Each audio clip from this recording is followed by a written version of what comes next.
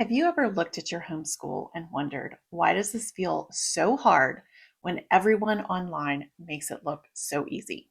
Yeah, me too. Until I realized we have been lied to. We've been bamboozled.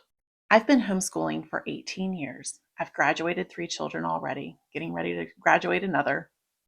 I'm homeschooling 7 actively right now.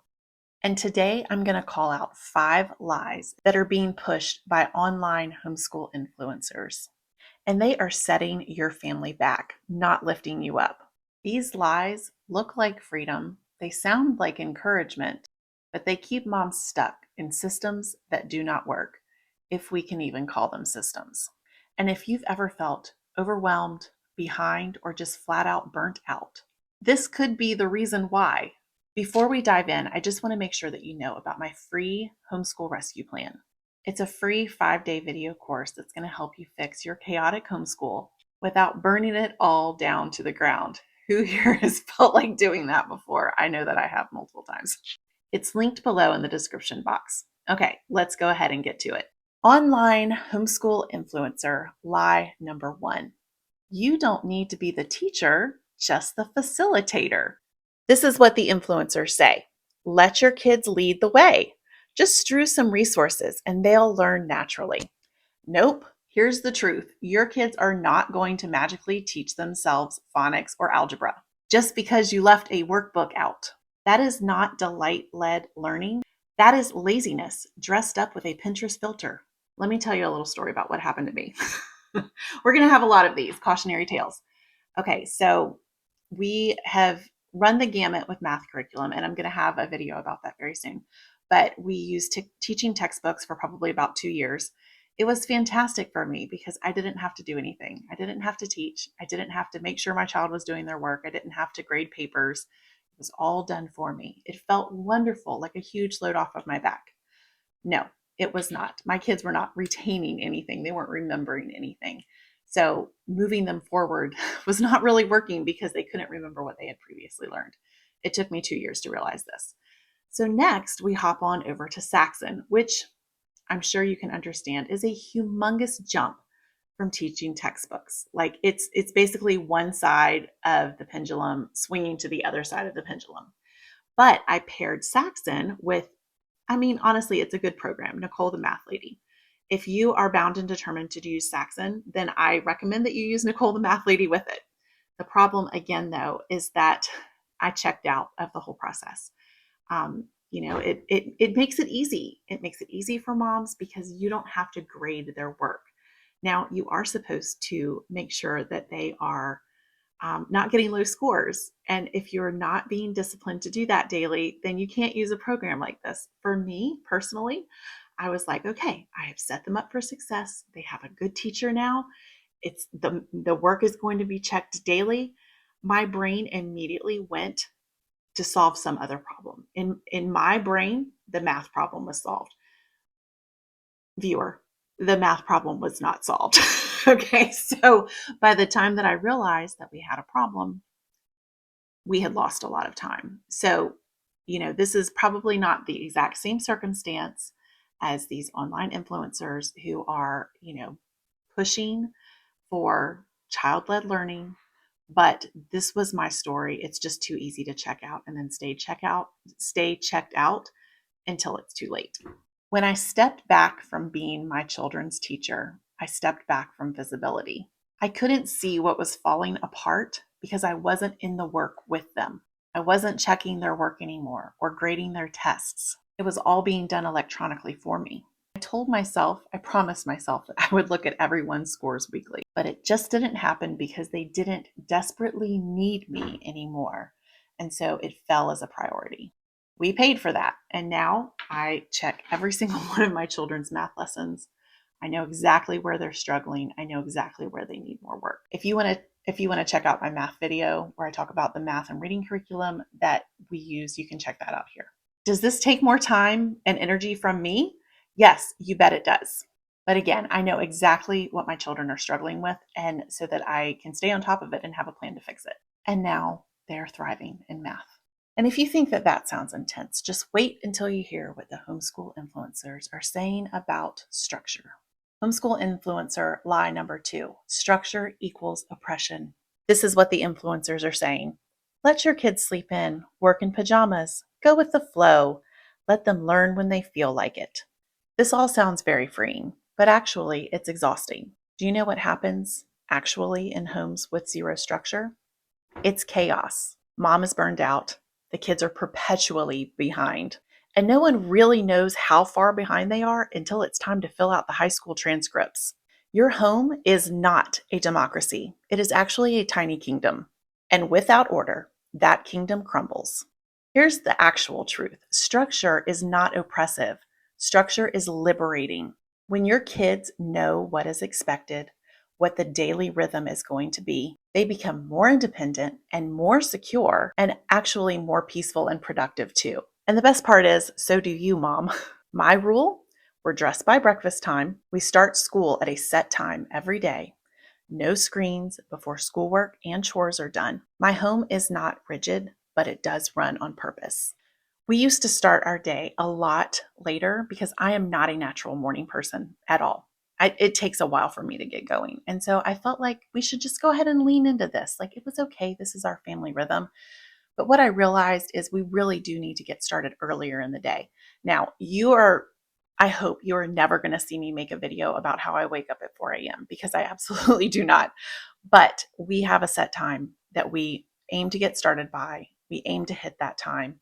It all is happening much earlier, which the benefit of that is it means we're finished earlier. We are so much more productive when we start our day earlier. And just wait until you hear what the influencers are saying about grades and testing. It's honestly downright dangerous. Homeschool influencer lie number 3, grades and testing are harmful. This is what the influencers say. Don't test, don't grade. That kills the love of learning.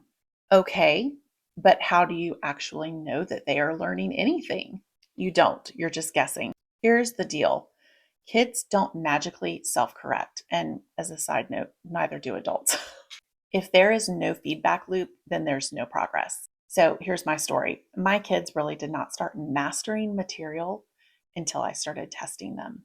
I went through probably about a 2-year sprint where we were not doing any tests. The children were just reading a lot of books and doing math. And, we were doing Bible, of course, too. But I wasn't actually testing them on this. I would allow them to write a paper with an open book, to tell me what they'd learned with an open book. Like it literally made no sense, but we did it for 2 years. They learned nothing, I'm pretty sure, except for the math stuff, which they were being tested on. Testing shows us where there are still holes. And if we want our children to graduate without huge learning gaps, we have to know where those holes are so that we can fill them. Before we started testing, they would just nod along and say that they got it when they absolutely did not get it. I wasted 2 years of their educational lives by neglecting tests, and I totally regret it. Tests aren't punishments, they're actually checkpoints. They protect your child from years of silent struggle. And with cumulative subjects like math or a foreign language like Latin or whatever your foreign language is, you have to make sure that they've mastered the material before you go on. The tests protect you from having your child wake up at 16 and realize that he's 2 years behind in math. But what if I told you that there's actually an even more damaging lie than that? One that makes moms feel like failures just for being tired. Influencer lie number 4. You should never feel burned out. This is what influencers are saying. If homeschooling feels hard, you're doing it wrong. That message is actually poison. Here's the truth. Homeschooling is hard. Homeschooling is supposed to be hard. You are teaching multiple children, multiple subjects with toddlers underfoot, sometimes pregnant, and often with zero support. Of course it's hard, but that doesn't mean that you're failing. That actually means that you're doing a good job and taking it seriously.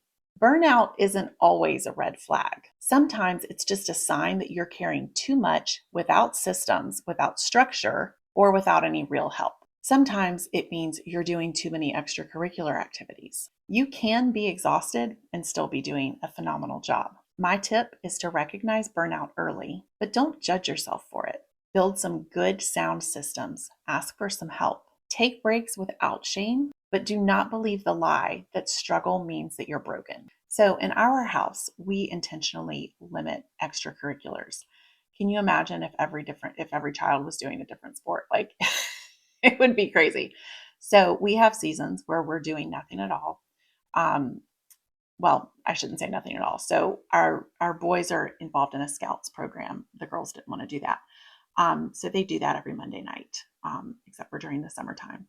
But it's something that they all do together, and my husband takes them. So, it's an easy yes. My teens and middle schoolers, they do a dancing program, like a ballroom dancing program, throughout the school year. That's also wonderful because, again, it is a big, large group of them together. It's not these individual sports that, there's a practice on every night of the week and games on Saturday. I purposely try to avoid those types of things. Now, things that we have done in the past that have worked out well are martial arts classes where the whole family is involved because, again, it's the whole family. So you get a lot more bang for your buck, your scheduling buck. And swim team is also another good one because, again, it's the whole family. Everybody's swim meets are on the same day, practices are at the same time. So it just works for families. Now, does this mean that my kids don't know how to play soccer and basketball and baseball? Well, here's the thing. My kids are never going to be professional athletes. It's just not a culture that we are pushing in our house.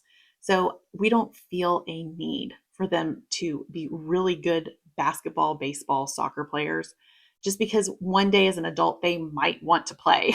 I mean, that's really kind of silly. It robs the family of a lot of sanity. Now, I'm not saying that you shouldn't do that. I'm just saying if you are burnt out, you feel like your feet are never in your house and you feel like you're going insane, you might want to take a look at the extracurriculars. And I can do a whole video on that at another point. If anybody's interested, just leave a comment below and let me know. Okay, back on topic. This next lie, it's got moms chasing perfection and quitting because they feel like they don't measure up. Influencer lie number 5. If it's not perfect, you're doing it wrong. Okay, this is what influencers are showing. Curated schoolrooms, fresh sourdough, handmade Montessori trays, Latin poetry read aloud in matching linen dresses. What you don't see is the meltdown before the photo. You don't see the behind the scenes help. You don't see any of this stuff because all of this stuff is just for clicks. This lie makes so many homeschool moms feel like they're failing because they feel like their homeschool isn't real, which couldn't be further from the truth. Let me tell you something. I run a small empire here, 11 kids. My homeschool does not look like a lifestyle magazine. It looks like checklists, some simple dinners, and math on the dining room table that I have to have kids come and get before we can set the table for dinner at night. And it works because here's the truth. Homeschooling is not a photo op. It's a long discipline in the same direction, day after day, week after week, month after month, year after year. You don't need charcuterie trays at lunchtime. You just need conviction. You don't need a schoolroom. You just need a mother who means it. Now, with all of that being said, I love me some aesthetics. Okay. I've intentionally decorated this area of our home to inspire learning. And it's because I am very aesthetically driven myself. If I'm going to be studying something and trying to learn, I want it to be in a beautiful spot. Would you rather be in a sterile plastic room or would you rather be in a rich looking English countryside library? I mean, I know where I would rather be. So I have intentionally tried to curate that aesthetic in our school area, but that's not the most important thing. That is not what drives the learning.